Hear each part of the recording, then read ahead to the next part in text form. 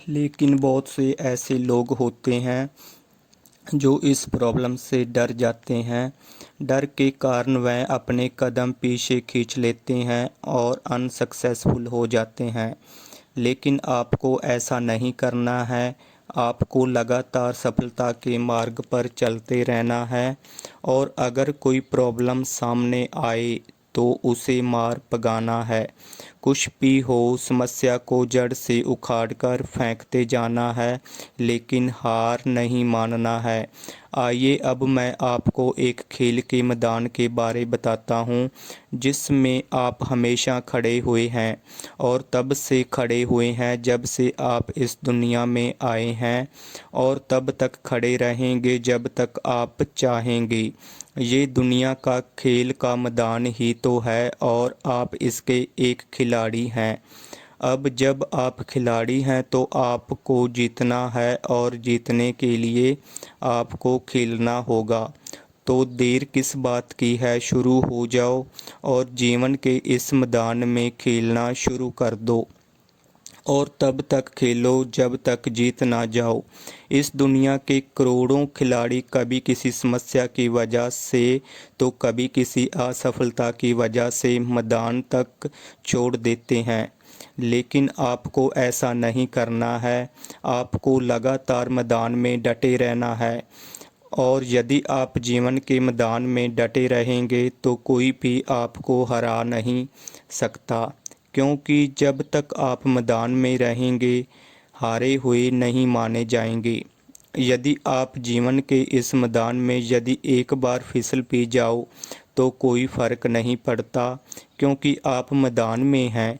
उठिए और फिर से शुरू हो जाइए।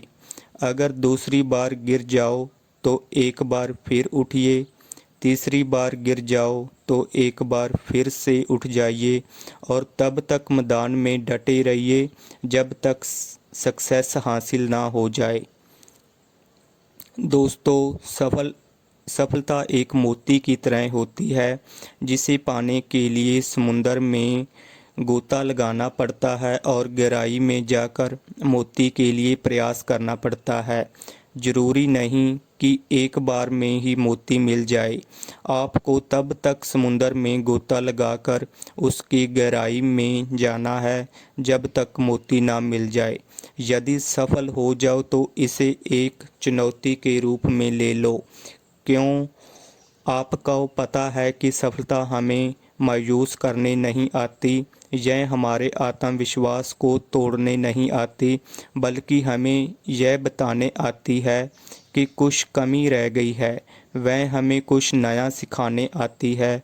आप उस कमी को हटा तो फिर से आगे बढ़ जाओ और यह सीख लो कि दोबारा वह गलती नहीं दोहरानी है जिसकी वजह से फेलियर मिली। ये बात अंदर कूट कूट कर पढ़ लो कि हार नहीं माननी है। एक दिन ऐसा ज़रूर आएगा जब आप विजेता बन जाएंगे और सफलता का मोती आपके हाथों में होगा और जिसकी चमक से यह पूरा संसार रोशन हो रहा होगा।